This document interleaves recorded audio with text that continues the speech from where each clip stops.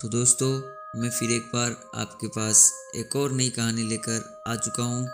तो चलो बिना समय गवाए इस कहानी की शुरुआत करते हैं।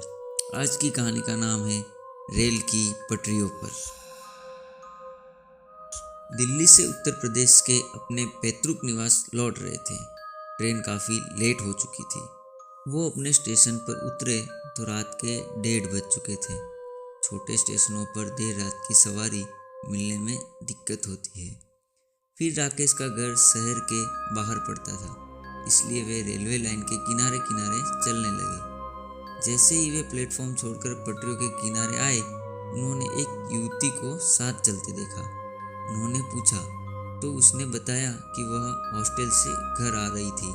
ट्रेन लेट होने के कारण परेशानी में पड़ गई। इत्तेफाक से उसका घर उसी गुमटी के पास ही था जहाँ से राकेश के घर का रास्ता निकलता था।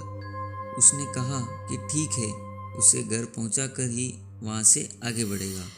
उसने बताया कि वह इंटर में पढ़ती है और उसके पिता का नाम अर्जुन सिंह है। उसने पूछा कि क्या आप बैडमिंटन खेलते हैं? राकेश ने कहा हाँ, खेलता हूँ।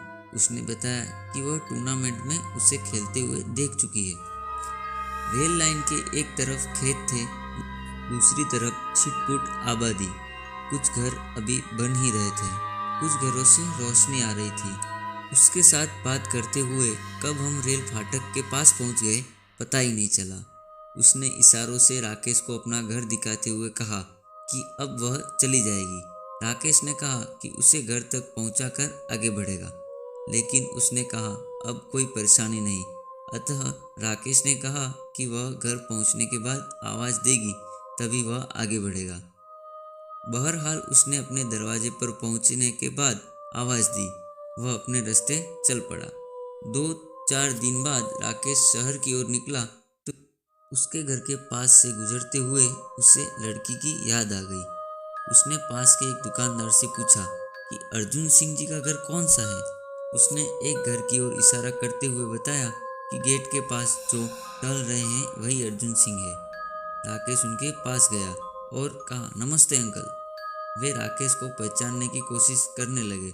राकेश ने कहा अंकल, 3-4 दिन पहले मैं रात को स्टेशन से रेलवे लाइन होकर आ रहा था तो आपकी बेटी रेखा मेरे साथ आई थी। अब वह कैसी है? अर्जुन सिंह राकेश की बातें खामोशी से सुनते रहे। फिर उसने अंदर जाने का इशारा किया। हम ड्राइंग रूम में बैठे ही थे कि एक लड़की ट्रे में बिस्किट और पानी रख गई। अर्जुन सिंह ने बताया कि वह उसकी छोटी बेटी सविता है। राकेश ने पूछा रेखा कहाँ है? इस पर अर्जुन सिंह ने दीवार की ओर इशारा किया। वहाँ रेखा की तस्वीर टंगी थी जिस पर माला पहना हुआ था।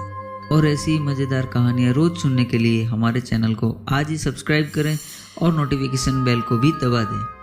मैं चौंका। अर्जुन सिंह ने बतलाया 2 महीने पहले ही की बात है।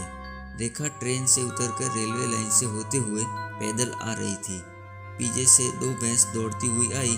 कुछ लोगों ने शोर मचाया तो रेखा ने पीछे मुड़कर देखा। उनसे बचने के लिए वह रेलवे लाइन पर दौड़ गई। उसी वक्त एक ट्रेन आ रही थी जिससे वह कटकर मर गई। यह कहते कहते उनकी आंखें डबडबा गई। फिर थोड़ा संयत होकर पूछा, रेखा बहुत ही हंसमुख लड़की थी, हमारे घर की रौनक थी, पढ़ने में बहुत तेज थी। अच्छा बताओ, वह तुमसे मिली तो उदास नहीं लग रही थी ना? राकेश ने कहा कि वह सामान्य छात्र की तरह बात कर रही थी। कहीं से ऐसा नहीं लग रहा था कि राकेश धीरे से उठा और बोला अच्छा अंकल, चलता हूँ। अर्जुन सिंह ने कहा ठीक है बेटे, आते रहना।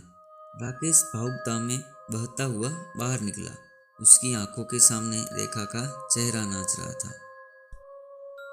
तो दोस्तों, ये कहानी आपको कैसी लगी ये हमें कमेंट में ज़रूर बताएं। और आप आगे कैसी कहानियाँ सुनना पसंद करेंगे वो भी हमें कमेंट में ज़रूर बताएं।